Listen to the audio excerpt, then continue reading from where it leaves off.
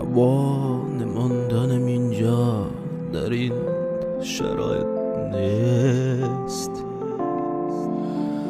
در این قسمت از برنامه از استاد بزرگوار استاد مددی تقاضا میکنیم که تا به جایگاه تشریف بیارن کلامی چند راجع به گرد همایی امروز ما با شما و تمام دنیای خارج از افغانستان مشارکت بکنن.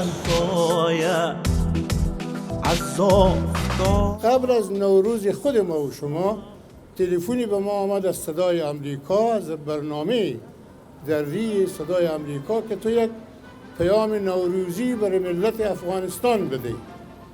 امیدوارم که تصادفاً کسانی از شما یا کسی از شما او برنامه را شنیده باشند. من نشنیدم، بعدا او را تلفنی ضبط کردم. من گفتم پیام نوروزی برای ملت افغانستان ندارم برادر. او تعجب کرد، خیال کرد شوخی میکنم. گفت آخر نوروز خود ما و شما در آستانه رسیدن است و شما یک پیام نوروزی بتین. ما گفتم جان برادر، من پیام نوروزی برای مردم افغانستان ندارم و اگر پیامی برای از وابدم خواهد گفتن ای جان کاکا، تو در اروپا و امریکا و کانادا و کجا نشسته سی با ناز و نعمت زندگی میکنی و ما اینجا به ماتم 30 تا برادر هموطن خود نشسته هستیم، ما عزاداری میکنیم و تو جشن نوروز به ما تبریک میگویی. کدام جشن؟ بناهن ما گفتم جشن نوروز برایشان تبریک نمیگویم در مراسم عزاداری که ما مردم افغانستان امروز داریم. گفت خب یک چیزی خوب بگوین. گفتم من قرار باشه یک چیزی بگویم، پس پیام دارم چرا نی، ولی به زورمردان، به زورمندان، به ستمگران که کوتاه عرض میکنم به لحاظ خدا بس کنین دیگه.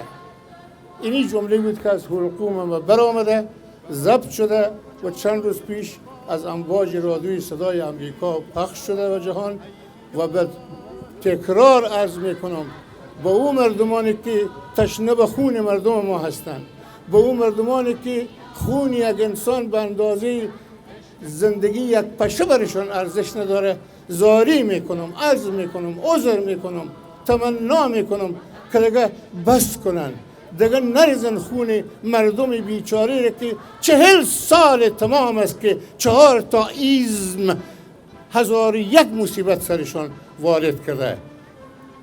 دیگه بیشتر ستم نکنن برشان. دیگه شیمه کشیدن ستم نداره ملت ما، مردم ما، نه هزاره ما، نه پشتون ما، نه تاجیک ما، نه ازبک ما، نه ترکمن ما، نه بلوچ ما، هیچ کسی از ما دیگه توان سنگینی ای بار بدبختی را ندارن.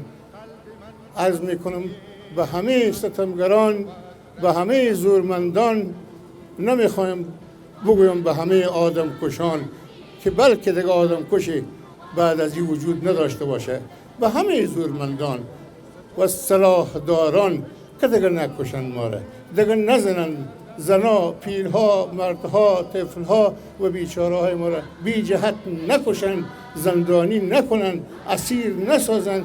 بس دیگه، به لحاظ خدا بس دیگه. تشکر شما.